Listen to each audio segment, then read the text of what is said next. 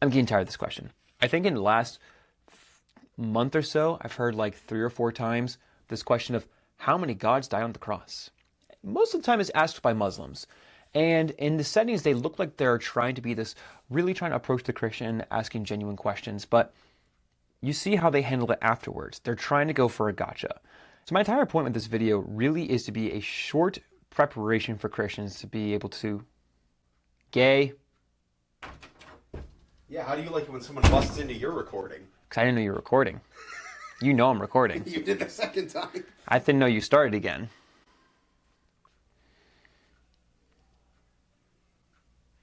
I mean, you can sit down and do this one with me if you want.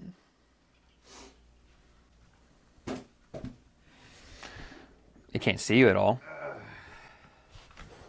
Do you want to sit on the couch? I don't want your cooties. Well, I need the other mic. I need to have the other microphone then. Oh yeah, it's still picking up on there, isn't it? Are you doing this one with me? I don't know what you're doing. I'm using the template, using the question of how many gods died on the cross as a template for Christians. How should you actually respond? Oh, okay. And like why this question is a loaded garbage I question. hope you leave all of this in. No. Well, then why? I'm leaving. Fine, I'll find some way. I was gonna say there's no fun to that. Come on. Now. Okay. Oh, hang on. Let me fix this. So I was in the middle of recording this video, and now this hooligan showed up. I was He's not literally in next frame. door recording video. Actually, hang on. Did I stop it? I don't know. Anyways, this video is no longer short because Caleb's now running away like a little girl trying to get to the camera. Yep, I did. I'll have to my spine. I'll have to upload it later. And he's telling me that I can't edit this one, which means this video has now become the most unprofessional video on our channel. Oh, Please no. close the door. No. There are more. Before children come in, please close the door. Would you like me to lock it too? No. I didn't listen to you. Anyways, Why start now? this video has now become one of the most unprofessional videos we've ever done. Say we have the Richard Carrier ones, dude. No, the most unprofessional is probably your first music video. Hey, you're not wrong though.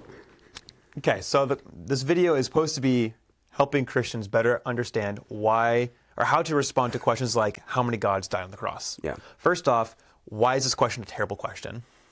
And then kind of like Christians use it as a template for how we can actually move forward in these kind of conversations. Yeah.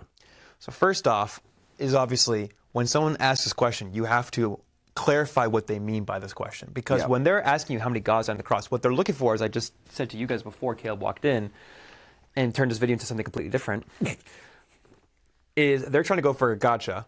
Yeah. By saying, because you want to affirm that Jesus is God. Of course. And therefore by saying like, okay, well, one God died on the cross, then they'll say, oh, what about the other two then? And then you have to say, and you're stuck in like, are there now multiple gods in that case? And now have you destroyed Trinity and turned it to tritheism? Yeah. But there's 2 real key questions to ask about this. What do you mean by God? What do you mean by dying? Exactly. Yeah. So when someone asks you this question, first thought should come to your mind, probably the easiest one to ask first is, what do you mean by die? Yeah. Because if you have an atheist, they might respond differently than one who believes in God. Mm-hmm. So according to James, at least, you have that death at least ties to the idea of the separation of the breath and the body, or if you want to translate another way, as the spirit and the body. Yeah. For the Jewish, they were kind of one and the same thing. They were very much linked together. Yes. Is that separation. So in that sense, Christ did die because his body and his spirit were separated. Yeah. Now a person may come in and say, well, doesn't it say that God cannot die? It's like, well, Caleb, what is usually you have a response to this, and if you want to share this now, since you're now part of this video. I do? You've shared with me a few times. Well, I mean, I guess I would kind of go the diophysitic route, if anything. I guess I'm not picking up what you're putting down. Like when it's talking about like, oh, God cannot die. It's like, okay, so if you're talking about like, what do you mean by God cannot die? Okay, so no. My response usually is when they say, haha, your God is dead. Mm-hmm. They say, I'm sorry yours didn't love you enough to die for you. Right. But the thing with that too is, when it's talking about that, is like God is not, in terms of his divine nature, is not an embodied thing. The very fact that Christ is embodied is because he's taken on the human nature. And even then, God's body, it says in 1 Timothy, he has immortality. We do not. Therefore, his body, even if he had a body, it wouldn't die because he's immortal. Right. But let's look at the fact that he does not have a body. Right. And then you have God is spirit, and those who. So there's nothing to separate. There's nothing to separate. And even then, if we're talking about God in the identity sense within, like, let's say, monarchical framework, the Father didn't take on a body. Therefore, God in that sense did not die. So it brings us to the second question. What do you mean by God? Because as we've said numerous times, as many people have pointed out, God is a very ambiguous term, even though we use it all the time. Yeah. You have it in the sense of, let's go with both branches. We mentioned his word before. You have the sense of like power and authority. You have in the sense of like identity, like who is God. Yeah. You have it in the sense of like a predicate, like certain attributes. You have it in the sense of ultimate source. And there's all the different ways you can kind of like talk about what do you mean by God. Yeah.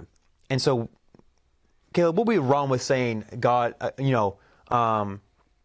with the question, how many gods die on the cross? Well, if we're talking about the question about God there. You're automatically implying that the persons are individual gods, which is not accurate to Christian theology. No. Right? And we've gone over that many times on this channel, that the distinction between nature and personhood and what it means for God to be one, yet three persons.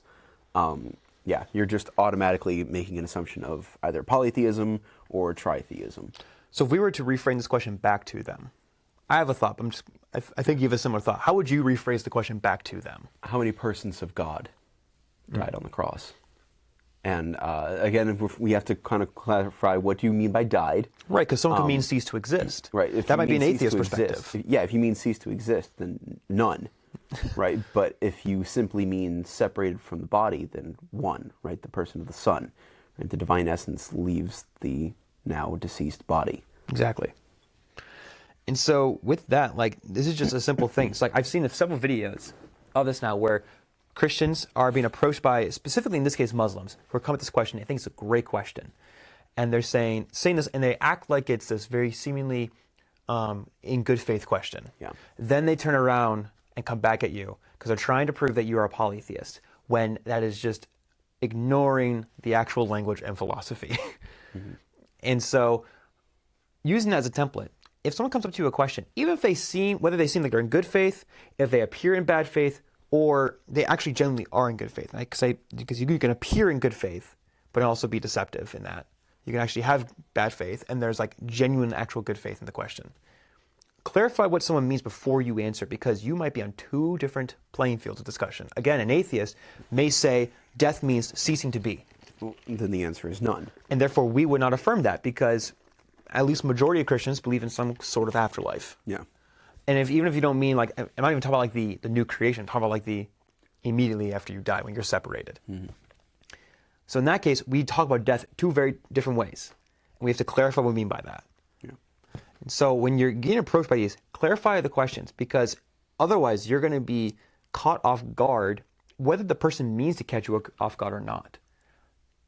And so that's pretty much the entire video is, guys, when someone asks you a question, clarify the question so you can answer appropriately. Or even say, I don't know. It is better to say, I don't know, than to try to force an answer out, especially when someone's clearly trying to debate you and trying to catch you on a heresy or trying to make you commit a heresy. Yeah.